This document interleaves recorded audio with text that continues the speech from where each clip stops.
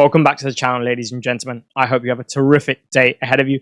In today's video, I will be looking at the 7 most essential players in FPL for myself at the moment, and the 7 players that I think should be in everyone's draft, and then the other spots filled around them. But this as the core and pretty much as a non-negotiable. I'll also have some analysis from Crystal Palace versus Liverpool. And to you Eagles out there, congratulations on another win at Wembley, and a very well-deserved one at that. If you have been enjoying the content around here, then I would greatly appreciate if you do subscribe to the channel, as I know thousands of you watch regularly but have not pressed that button. And equally, if you enjoy the video, then please do drop a like on it. We will have a video today, tomorrow, the day after, day after, day after, and the day after that as well, because you're less than a week away from the season, and I am very much looking forward to getting started at Anfield on Friday night. Hope you enjoy the video, and I'll see you there. What is it that we learned from the Community Shield? Well, something that we learned isn't actually new, but it was reinforced to us, as it has been time and time again this pre-season, and that is Liverpool's defensive transitions, and that being the main weakness. Now, what you see with this Liverpool side is numerically they're often outnumbered compared to what other defenses would be in their, let's say, most usual defensive transition, because there will be times where Szoboszlai goes to join the attack, and he is one of the deeper midfielders, right? When you've got Wirtz as your 10, then Szoboszlai is really functioning, yes, okay, as an 8 at times, but also as part of this double pivot with a lot of number 6-like functions. However, at times you will see him burst through, try and offer himself to combine between the lines, and then offer himself even further up to maybe hit that last line and get on the end of the move or play that final pass. When he does that, and when you already have the wingers in the positions that they are, and they're not really tucking in and be able to help with sides who are going to transition, especially from a central area, then you've got Szoboszlai, Wirtz, Hugo Ekitike, Cody Gakpo on one flank, and Mohammed Salah on the other. And what it does is it leaves you exposed, right? You'll have, therefore, Van Dijk, Kerkez, Konate, and I guess in most games it will be Ryan Gravenberch as well to protect, because even Jeremy Frimpong is advancing, and he's advancing high, and sometimes it's for the overlap as well, right? As opposed to the underlap. So often you're getting that back 4 of Liverpool pretty much front on, and then your front 3, let's say, of Eze, Sarr, Mateta. Well, obviously Palace's system requires inside forwards, but even your wingers, maybe you just get them to tuck inside, knowing that you're going to constantly get this threat in defensive in the transition for yourself, right? So that's a bit of an issue, right? Because they're susceptible there. Numerically, it's not great. And even in terms of the players there, okay, Van Dijk, Konate, amazing. Like, of the players you'd want, brilliant. I don't think this is Ryan Gravenberch's or whoever else is to play in 6 most natural tendency is to break up these transitions. I think you'd prefer to have someone like maybe a Belieber, but even more so like a Kante or a Declan Rice. And then the last thing is, when you go down Liverpool's left, well, Kerkez in a back 3 isn't Konate as a channel defender, right? He's not a Gabriel, who's a left centre-back as well, in a 3 at times. And as such, I think you can get him a little bit. I think you can just get a unit in general. There's also a lot of space in behind, right? Because they play a high line. So if you've got someone who's good at running in behind, you can just hit a long ball and see what progresses from there. Overall, that's certainly something to look at for Liverpool defensively. And just know, if you're going to pick their assets, you're going to have to deal with this pretty much each and every game. One thing we've spoken about on this channel is that the quality of the attacks in the league and the attacking players is at an all-time high. It's sky high, right? So not just in a relative sense, it's better than before, but in an absolute sense, it's at sky high. And everyone's got a bit. Everyone pretty much has got a bit. So in terms of their defensive assets, certainly something to consider. Moving on to some more positives, especially from FPL. Hugo Ekitike, I spoke about this in my first bit of analysis on him. What I'm really impressed by, and especially considering his size and the body structure, is his small space ability and the ability to combine. Really, really impressive, especially considering, for example, the length of his legs, the way he can manipulate as well. Very, very, very impressive. Jeremy Frimpong's position was certainly very interesting. I mean, you saw the formation a lot of Kerkez, Van Dijk, central centre-back, Konate, right? And even when Szoboszlai, or in particular Curtis Jones, who was functioning as the 6, would drop in, he still didn't really see Kerkez push on, right? Maybe a little bit in that left half space, but not too much, and not too frequently either in general. Whereas Frimpong, starting position, very high, license to go and join that attack, and you very much saw this asymmetric system operate, right? So if you had him nailed, honestly, could be a very good option, just given the number of advancements and the initial starting position. I think Florian Wirtz is a magnificent footballer. I think that's clearly on display. I think he's got an abundance of talent. And at some point in his Liverpool career, I do think the goals and assists will start to come through. But now, from what I've seen, it just seems like either one, there could be a little bit of pre-assisting involved. Maybe it just seems to evade him. And one thing I've noticed with him so far in his Liverpool career is just that when he's in front of goal or that final pass, it just hasn't quite clicked for him. Does he have the quality to deliver? Yeah. But when this momentum is almost being carried, I don't usually fancy betting against it, especially when there's not a proven track record of him bouncing back or really establishing what he can do, because he hasn't been in the league before, right? Top player. I think he's had some really good performances in pre-season. But I just have this feeling about it just doesn't seem the final pass or the final shot doesn't seem to be going his way. I remember in the first half against Athletic, he should have had a lot more, right? Like there was particularly one headed chance where I think he hit the bar, and you'd probably want him to be taking those. So it's just something that's on my mind. I think as such you'd see a lower ceiling, and I'm more okay avoiding that, especially given at 8.5. He could be underpriced in the future, but for now, swerving an 8.5 who other people might have, I think it could be really interesting. Salah, that doesn't concern me. I mean, this is still the best player in the Premier League, coming off his best ever season. Yeah, okay, he's got the contract, so maybe he has a little bit less desire to go and really kick on. Maybe it's in a medium amount of desire. But for me, best player in the Premier League, playing in the best attack, still on penalties. Yeah, he missed 2, but he's missed more in the past and he's carried on with them. I think he'll maybe take away this option of going down the middle by either smashing it or the Panenka, and go back to what worked for him last season, because that was definitely his best penalty taking season, at least on the eye. And the ceiling as well, the captaincy option with him week in, week out. The fact that I'm not overly concerned about Newcastle in Game Week 2 from a defensive standpoint over there as well. I think he's fine. I think it'd be such a big risk to go without restructuring. The game didn't bother me. Yeah, okay, fine. It wasn't great. He didn't get maybe the supply you would like. Maybe you didn't see him coming inside as much as you would like, but for me, no biggie. The makeup of Palace's front three is one which is very complementary in nature, and when you add Munoz to the mix, it gets even better. Now, what this quartet is particularly good at doing is attacking space, and attacking space in a variety of forms. You want to start with the high line against them? All right, well, they'll put it in behind you, and through Mateta and Star, they'll hurt you. You want to give them space to play through you? Well, Eze and Sarr will rotate, they'll drop deep, and both of these guys are good enough carriers, and particularly Eze is good enough at carrying, riding contact, and he has the ability, both mentally and physically, to release that pass. I say mentally, I specify that, because some players, for example, brilliant carries, and they've got the pass in the locker, but mentally there's a block, whether it's with the release timing, whether it's which player to pass to, whether it's creating the angle in the first place just by the prior movement. All of that, he's got, right? So in that sense, they can hurt you. Or whether it's just, you're going to overload the last line, you're going to overload the attacks, and they're going to transition on you, and you give them a lot of space in which to do so. Yeah, they're going to hurt you as well. And that was all on display today to varying extents. But when you're against them, I think almost conceding your ego a little bit and not allowing any of that to happen could be quite a good idea. And if a team is going to do that, well, from an FPL perspective, well, their assets are going to be on the menu. In terms of going at them, what I would say is you want to be quick when you're going at them through certain methods, not all methods, but one being your pressing, whether that's an initial high press or your counter pressing. I think as a side, that back 5/back 7, however you want to look at it, their press resistance isn't that great. And I think you saw that on display. City, after half an hour, when they went to the Etihad in double game week 32 last year, really suffocated them.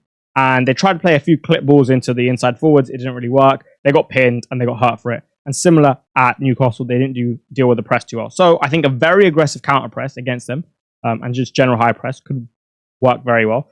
That is not something that Slot employs. The first line of what other teams is like super high press would be, for example, Barcelona, or you don't really get that with Arne Slot. That first line is a little bit more relaxed in nature and it doesn't go as high. Okay, so that's that. And then the second thing is, I think defensively a little bit susceptible to transition in particular as well, not just absolute sense, but in particular. And as such, I would make sure your attacking line has certainly got some weapons to hurt them in that way. For example, Spurs at the moment, I look at the makeup of that side, and I think if Palace played them, you know what? They'd have a good chance against them defensively, because Spurs don't really have that brilliant type of transitional threat in their squad at the moment. So those were my observations, what I took and was reinforced to me from the Community Shield, and I think it's very applicable to FPL. I cannot say that the order has been done in terms of essentiality, but if it were to be, Cucurella, even amongst this esteemed group, would be very high. Why? Well, firstly, he inverts into the pivot during build-up. Now, that really isn't that big of a deal. Loads of fullbacks do that, especially nowadays since Pep put it in the game. Really, Pep put it in the game. And then they'll just go back to playing in that line of defense, right? So that's not a big deal. It is, however, when he's inverting into the build-up, and then pretty much every single time, he's then progressing in some form, usually into that left side of the diamond, functioning as the left centre midfielder. Against Bayer Leverkusen, he was functioning at the same line height pretty much constantly as Andre Santos, who's a right central midfielder. You're getting that from a defender. Absolutely magnificent. At times, towards the end of last season, you saw him pull into these wider areas, maybe could offer overlaps, but even still, he had the freedom to come inside, right? So his general starting position is really that of a left central midfielder. Role may slightly change, but of that position, right? That's great. But then the thing from there, which is so much better and is an absolute slam dunk for me, and in combination with the fixtures and the price, which we'll come on to, means that he cannot go anywhere from my GW1 squad, is that he's got the freedom to crash the box. And just in general, it's not even crashing the box, for example, right? When someone's got it high on the right wing and they're going to put it across and he just wants to be that last man arriving. No, even if Chelsea are building up, let's just say, on that right side, and he wants to join the last line, well, he's got the freedom to do that as well. He's got the freedom to push up and combine with the left winger and the line, right? He's got the freedom to deliver cutbacks into the box, pushing on that last line and getting on the end intervals, and even running in behind at times, almost as if he was a left winger who was playing inside. There's a lot of routes to points. And you know, the other thing with Marc Cucurella is, for me, it's not all just technical, right? Like, I think he's got the quality, and I think he has good enough ball striking as well when he wants to take his range shots for him to deliver attacking returns. But mentally, I think he's very well suited to this particular role. I think he understands where to be, when to be there. He's got a general gist for that role. And I think his temperament as well is quite... The word is evading me. And I don't really want to record this again, like, when particularly natural. But he's certainly got an aggressive nature, right? And I think mentally that really helps with this, because he'll just be there a little bit more than maybe he even should be at times. And honestly, I think that's a good thing for FPL at least. Then consider his price. I mean, a defender like this, playing for one of the better teams in the league, I refer to us as a top 3 side in the league at the moment, should really be 6.5 million. The fixtures are so good to start with as well. I know that's not got anything to do with the price, but nonetheless. And they've given him to us for 6, and he's got the fixtures. This is gold. This is set and forget. Some games, yeah, all right, you'll get a clean sheet, great. Some games, you get attacking returns, great. And some games, you'll get them paired. There's no one else, apart from Daniel Munoz, who I think has got as good of a chance of getting attacking returns as Marc Cucurella amongst the defenders. And he's got the fixtures, and he plays for the team. Now, yes, Eli Cole is injured. Big blow. Especially, like, even going forward, punching that ball through the lines when he steps. Very, very useful to score goals from. Yeah, fine, it doesn't appear it because it's the first or second stage of build-up or the attack, but nonetheless, really important and would get more things going. But even without him, if the role stays, you know what? Yeah, sure, maybe there's a reduction in the frequency of the opportunities, but I'm still good with it. It's still more than enough to be satisfied with. So I love this pick. I love this pick so much. You could probably tell through the screen. And I really, really, really think he should be in a squad.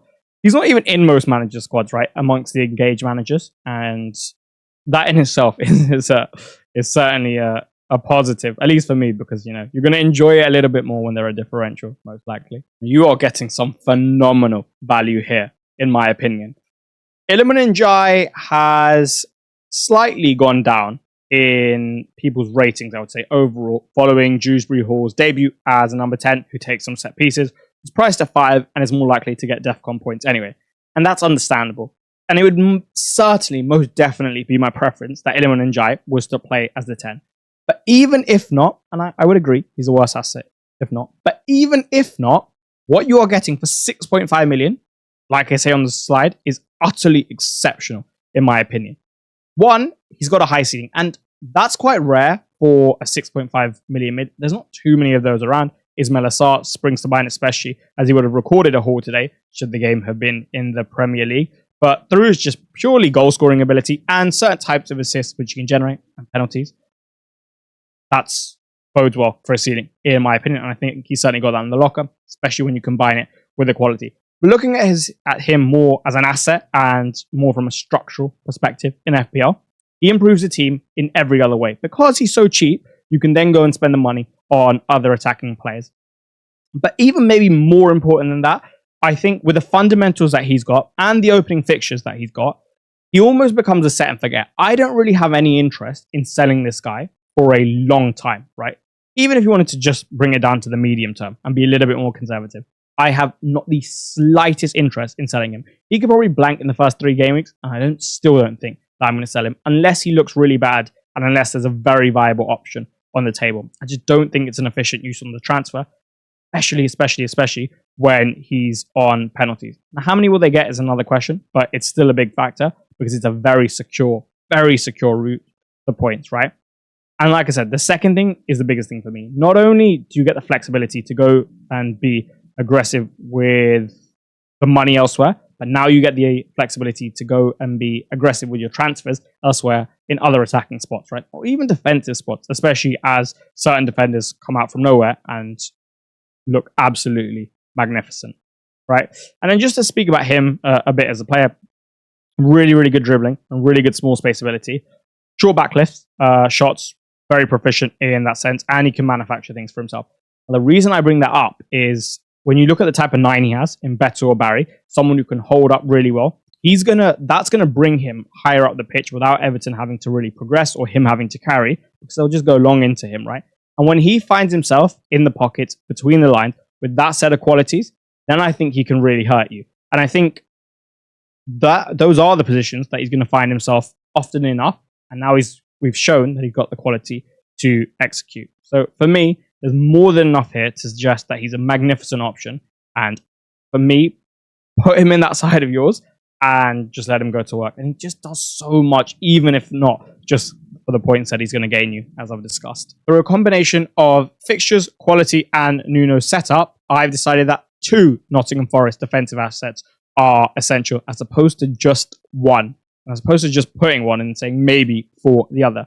Now, the title is not that of Sells and Neco Williams, but it very well could be. The only reason I avoided it is I'm aware that Murillo and Milenkovic are good enough options to contest both of them. And if you have a very strong preference somewhere else, maybe it's smarter to go there. But for me, personally, with how the whole thing looks, with the fact that I'm definitely prioritizing Marc Cucurella over Robert Sanchez, I'm definitely looking at Matt Sells and Neco Williams. Now, firstly, in terms of what I just spoke about with the structure, when I look at the keepers, there are only 2 that stand out to me, Sells and Sanchez.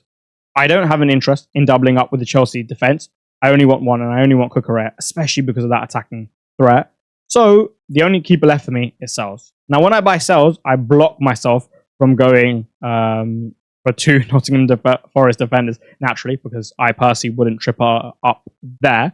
So I have to decide between Neco Williams, Murillo, and Milenkovic. But before that, why do I think Sells is so good? Well, firstly, the save potential is there. Last season, when they were keeping clean sheets, they faced a lot of low XG shots, which is perfect. It's exactly what you want for the keeper, especially those in the box. You get an extra bonus point on the system now, as opposed to a whole bonus point in the game. And his ability to pull off really good saves from those more, maybe high XG chances is there, right? We've seen it. Wolves away stems to mind from last season. If not others, I've even seen a couple of really good ones in pre-season, right? So I think Forest will give up enough shots and enough low XG shots, and he's got the capability against the high XG shots, and the defense is good enough whereby this could translate into us seeing Self Supremacy Part 2, right? And I think the rest of the keepers are miles off him, apart from Sanchez, personally speaking, when you factor in the price and everything, including fixtures. But then it comes down to Neco versus Milenkovic versus Murillo. And the reason I didn't put Sells and Williams as a title is, like I said, they're both very good options, and I didn't want to essentially try and show there to be this massive gap. But Williams is the best of all worlds for me, because one, is he good on the CBIT system? Yes, he can get those defensive contributions, and he can get points through that. Yeah, okay, especially with how much Murillo steps, and the mental side of his game the temperament, the ability to, well, not the ability, but the want to constantly get involved, yeah, fine, he's going to be better on CBIT. And I accept that, probably better on CBIT. But Neco Williams is still good. He still gets in enough duels. There's the clearances, there's the tackles. There's enough there whereby I think he certainly can deliver defensive contribution points, and the data would back it up. One big thing is, I was looking at Milenkovic over Murillo for this attacking threat, and I was thinking, I would love that box threat so much. And then I watched some highlights of Neco Williams against Fiorentina, and what I noticed is, especially if Olarena isn't going to start the season, or maybe they're trying to change his role, maybe with the injury he's not quite where he was in terms of the ability to fly forward and go up and down. But in this case, they're going to use Neco Williams a lot higher, and he's going to deliver a lot more crosses into the box, for the likes of Chris Wood, hence why I'm looking at hitting that combination. And he did this against Fulham, right? Put the ball in the box, Wood scored, you get an assist from there. And I think as such, you may see a few more attacking returns for Neco this season. Whereas Murillo, in terms of attacking threat, I've got Milenkovic over him. And I think the difference is enough whereby I'm willing to accept the lower chance of CBIT and then the price. That 0.5, especially in a structure where you're looking to have Sells and Cucurella, is so big, right? Just to save it, because your defense from there is probably going to be quite expensive, especially with the other premiums on offer. So when I save the 0.5 there as well, for me, that was a big deal, and probably the biggest deal as well. It's mainly the saving of the cash, and that's why I've got both of these guys, amongst many other reasons. You can see a variation of my draft on screen, one that has an 87% rating and a 93% game week rating. Now, if you would like to see what you get and how you could potentially move that closer to 100, then click the link below and have a play around with the tool, because you can certainly do that. And if you really enjoy it, and if it gives you a new idea, consider signing up, because it may do that throughout the season, may force you into that mini league position of number 1. And if it doesn't, you don't win your mini league, then just get all your money back, because that's the exact offer that we're running. Terms and conditions do apply, but they're very simple. And like I said, if you would like to see that and gain access to those benefits, click the link in the description below. If you follow me on X, and if you don't, then the link is in the description. If you've been enjoying the content, then you'll enjoy my content on there as well. You would have seen me post about no player more than this guy, perhaps. And similar to Iliman Ndiaye, not only do I think he's essential, I think he's absolutely magnificent, right? What does he do from a more FPL perspective, more of a structural, strategic perspective? Well, firstly, he's priced at 7.5, which is very cheap for a forward of his quality, in my opinion. And in terms of the game, where Gyökeres and Watkins are increasing in popularity, it's a very good price. You've also got, in a much better sense compared to Ndiaye, you've got exit routes, right? You have so many strikers priced at 7.5, Wood, Solanke, Mateta. You've got strikers priced below with free access to, in one move, Evan Nilsson, Strand Larsen, Thiago, right? So that's all great. And then, similar to Ndiaye, you now have someone who, because it's fairly cheap, you can go and invest the money elsewhere. And similar to Ndiaye, I don't think you're going to want to sell him. I mean, if he starts well, you're not going to want to sell this guy, right? The fixtures are pretty good for a while at least, depending on how you interpret a couple. And with his ceiling, it's just no need. And then you can go be aggressive with your transfers elsewhere, which is bank him, save him for a rainy day or a magnificent opportunity. I much prefer the latter. So structurally and strategically, chef's kiss, magnificent. The second that this guy came into the team, he looked red hot from his debut in the Club World Cup. And that's just continued and continued and continued. And I'm so excited to see what he does in a Chelsea shirt. He can come short and combine. Now, this is useful in terms of being able to generate assists, because if he's to just drop a little bit off the centre-back, you've got Palmer in the pocket, or Palmer has the ability, especially if he's on that right side, to find that far corner, right? So I think you can see him dropping, combining, and then getting an assist through a range shot from someone. Even maybe Marc Cucurella, who knows? He can hold up, and then from the position of holding up and the role of holding up, he can combine and then roll the defender as well to go the other way and maybe manufacture a shot for himself. He can run in behind when you give him space in which to do so. He can come deeper and drive and create situations for him to return in that sense. We saw that a little bit against Bayer Leverkusen. It was actually Joao Pedro functioning as it was Pedro Neto functioning as the 9 for a little bit towards the end of the game. Joao Pedro was dropping significantly deeper, but even from those areas, crash the box, drive and then get a shot off, drive and get a pass off. He can do that, and he can generate returns from there. He can head in the box. So if you put the ball into the box today, score the header. The ball striking is very impressive. There was one shot against Leverkusen before he scored, a little bit off balance, weak foot, hit it and hit it well. It was sweetly struck, and That is just one instance of many, which would display that. And finally, he's got good balance. And that just usually opens up the ability for one to score from a wider set of angles. And he's got that. So when you have all of that, you have a lot of routes to points. Yeah, okay, he doesn't have penalties anymore, right? But he's got a lot of routes to points from open play. The only question with him, which people are asking, is Liam Delap. They don't want a striker who's coming off 60, 65, 70 minutes each and every game. One, I wouldn't be surprised to see him drop a little bit deeper in terms of position when Liam Delap comes on. But the other thing is, even if you offered me an average of 70 minutes, because, you know, sometimes maybe it's 80, he's playing so well and they gave him 80. If you offer me an average of 70 minutes, but him, I'm taking it 7.5. That's how good I think we could be as a side, right? We've got enough.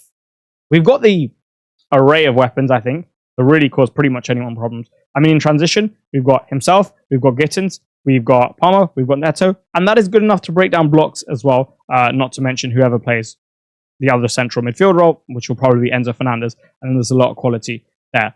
So I think we're going to do really well, and I think when he's looking this good and he's this good of a player at 7.5, even with reduced expected minutes, it's worth it. I've seen some cases like this in the past where you don't go for a player because you think there's going to be reduced expected minutes, but in the end, it matters not much because they're just so good, they're in red hot form, and they just punish you. And I think if you don't go here, he could very well punish you. To wrap up, I thought I'd go with the two most popular players in the game. Maybe ownership may suggest otherwise, but I'm speaking about amongst engaged managers, and that is Mohammed Salah and Cole Palmer.